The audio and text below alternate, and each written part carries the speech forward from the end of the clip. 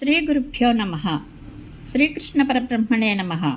శ్రీమద్ భాగవతం మహాపురాణం నందలి దశమస్కంధములోని పూర్వార్థం నందు 38వ అధ్యాయము ప్రారంభము.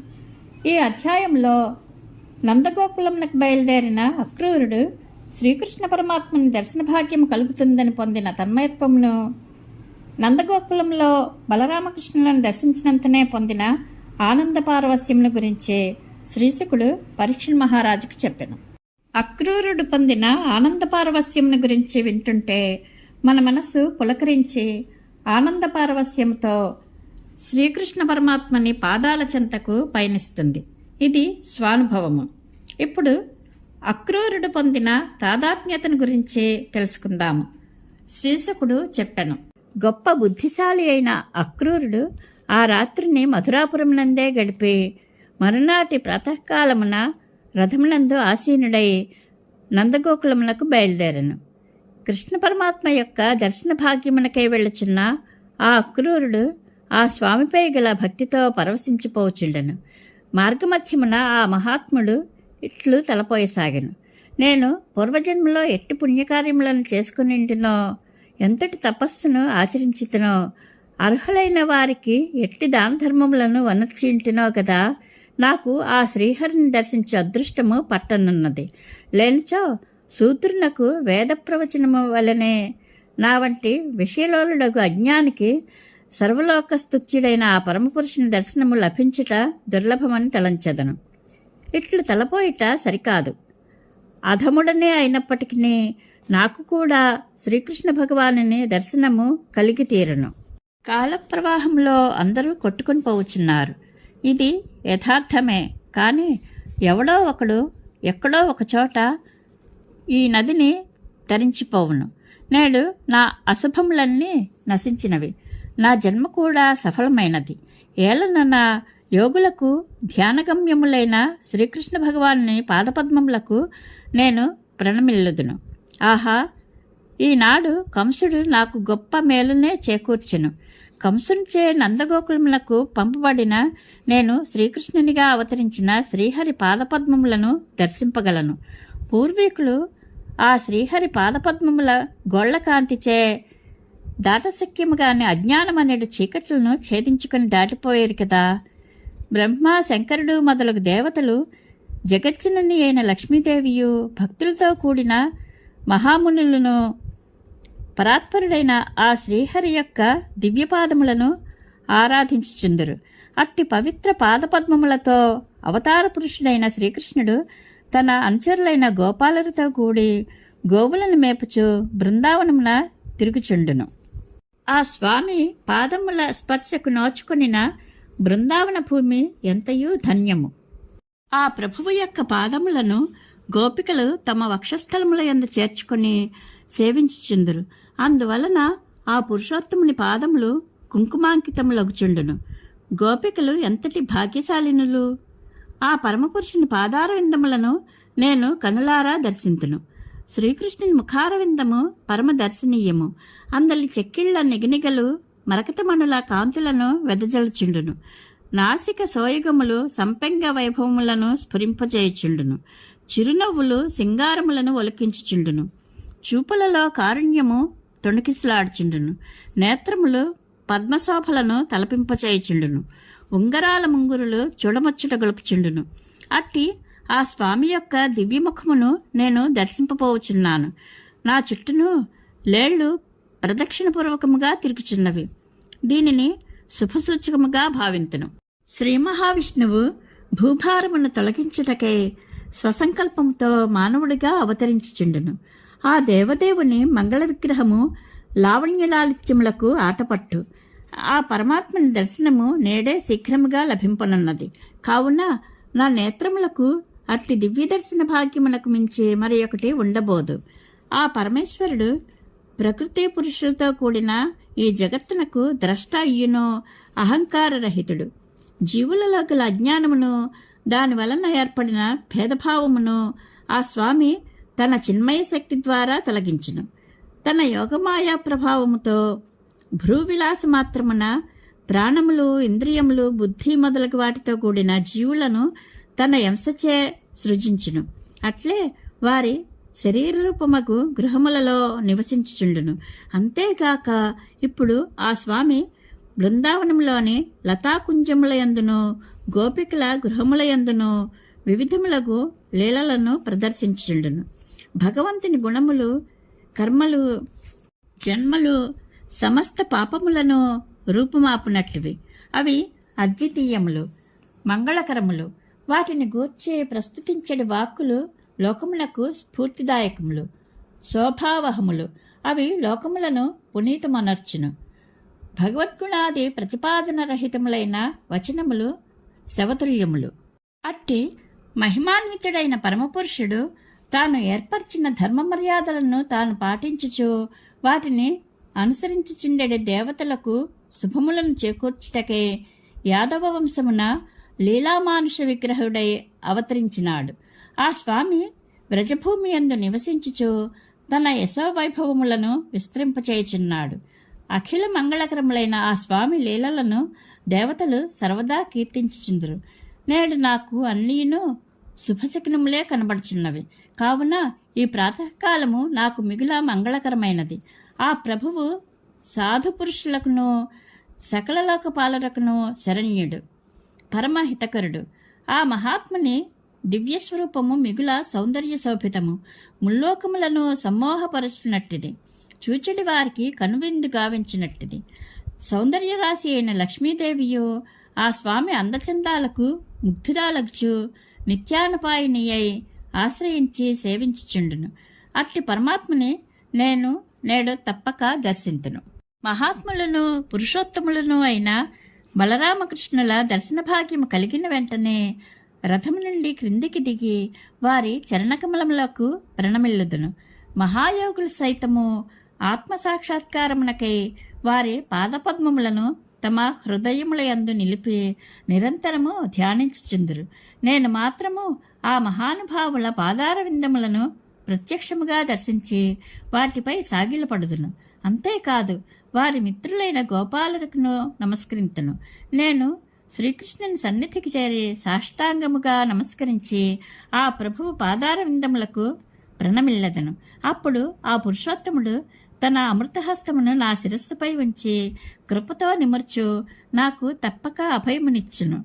ఏలయన అనుక్షణము వేగముగా వెంటాడుచుండెడి మృత్యువు అనడి సర్పథాటికి తప్పించుచు శరణు జర్చుచుండెడి భక్తుల యొక్క భయమును తొలగించుచుండేది గదా ఆ స్వామి యొక్క దివ్యహస్తము.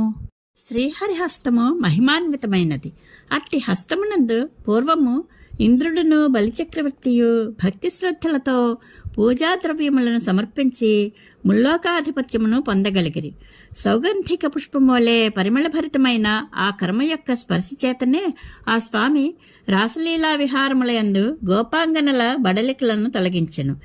తన ఎడ వైరభావమును కలిగి ఉన్న కంసుడు పంపుట వలన నేను తన వద్దకు దూతగా వచ్చితినని ఎరింగియు ఆ స్వామి నాపై ఏమాత్రము శత్రుభావమును కలిగి ఉండడు.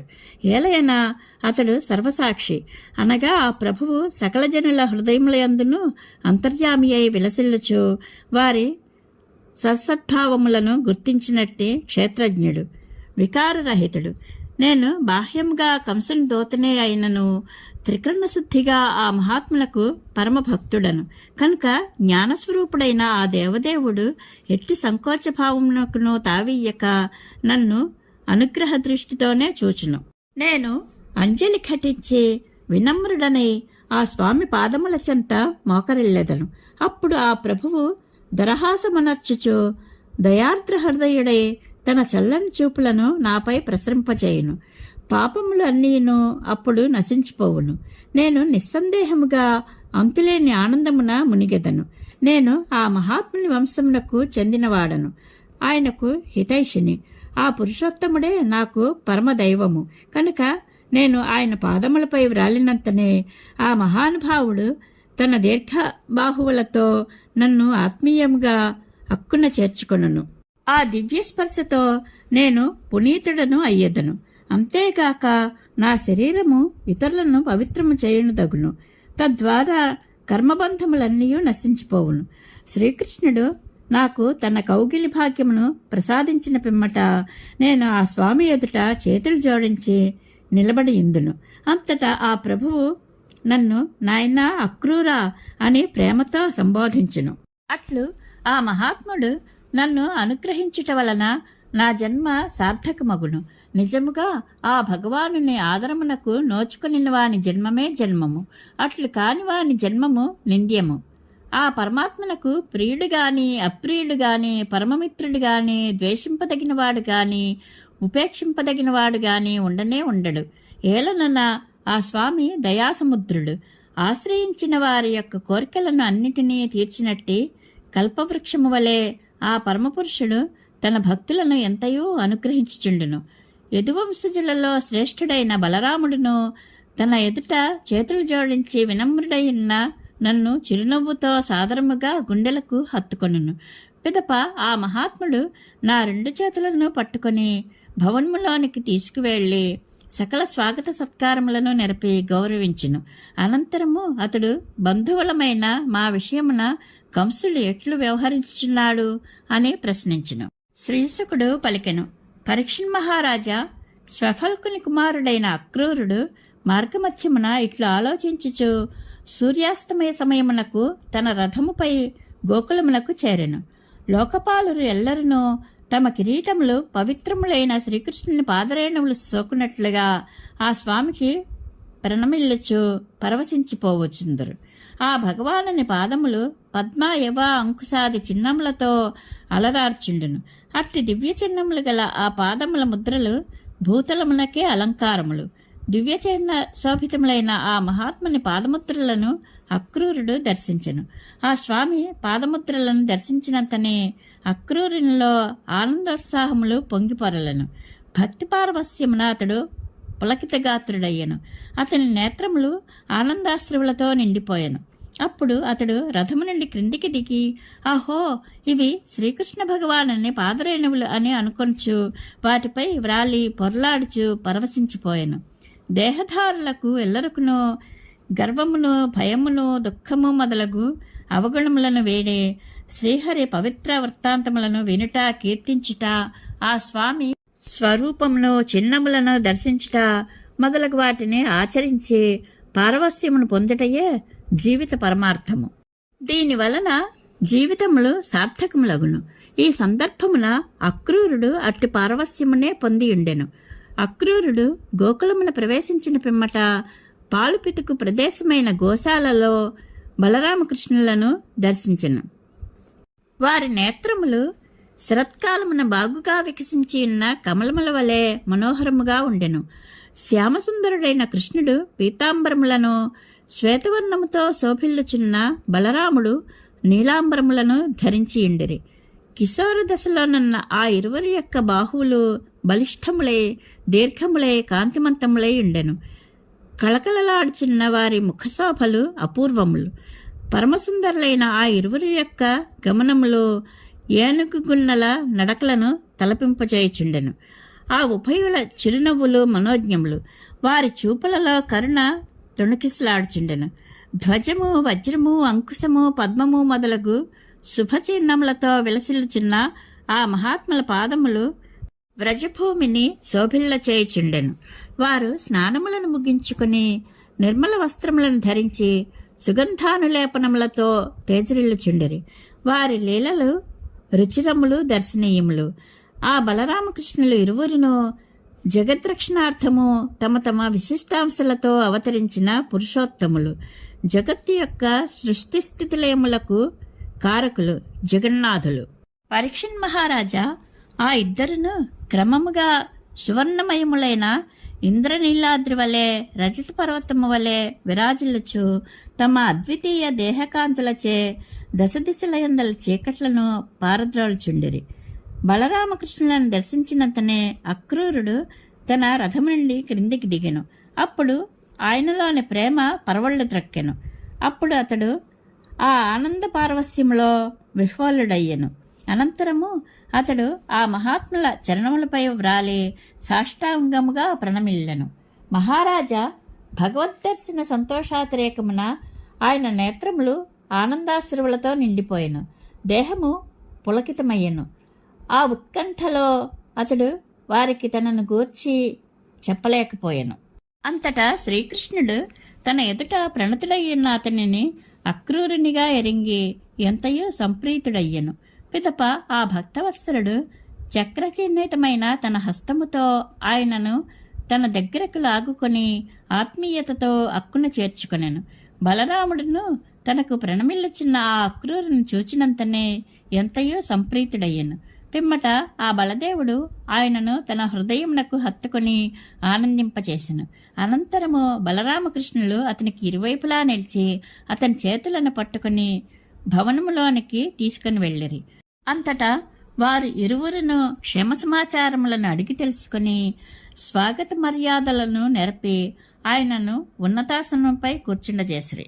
పిదప ఆ అక్రూరునకు పాదప్రక్షాళన మనర్చి మధుపర్కములను సమర్పించి ఆయనను సముచిత రీతిలో గౌరవించిరి. పిమ్మట కృష్ణ భగవానుడు అతిథిగా వచ్చిన ఆ అక్రూరునకు గోదానమనర్చి బడలికలు తొలగినట్లుగా సాదరముగా పాదసేవలు గావించెను. అనంతరము షడ్రసోపేతములైన భోజన పదార్థములను ఆత్మీయతతో నివేదించెను. అక్రూరుడు తృప్తిగా భుజించిన పిమ్మట పరమధర్మజ్ఞుడగు బలరాముడు ఆయనకు కర్పూరము, ఏలకులు మొదలగు వాటితో కూడిన తాంబూలాదులను సమర్పించి మరలా ఆయనను సుగంధ పుష్పమాలలచే అలంకృతిని గావించెను. అక్రూరునకు అతిథి సత్కారములు ముగిసిన పిమ్మట నందుడు ఆయనతో ఇట్లనెను: అక్రూర, క్రూరుడైన కంసుని పాలనలో మీరు ఎట్లు జీవించుచున్నారు?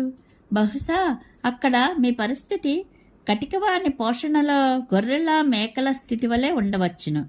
కటిక దుర్మార్గుడు, స్వార్థపరుడు అయిన కంసుడు తన సొంత చెల్లెళ్లకు దేవకి ఎంతగా లబలబలాడుచున్నను పట్టించుకునక దయమాలిన వాడై ఆమె యొక్క పసికందులను పరిమార్చెను. ఇక ఆయన పాలనలో ఉన్న మీరు కుశలముగా ఉన్నట్లు ఎట్లు తలంతును? నందుడు ఈ విధముగా మధురవచనములు పలికి సాదరముగా ఊరట గూర్చుటతో అక్రూరుని ప్రయాణపు బడలికలు పూర్తిగా తొలగిపోయెను. ఇది శ్రీమద్ భాగవత మహాపురాణమునందలి దశమస్కంధములోని పూర్వార్థమునందు 38వ అధ్యాయము సంపూర్ణము. శ్రీకృష్ణానుగ్రహ ప్రాప్తిరస్తు. శుభం భూయాత్.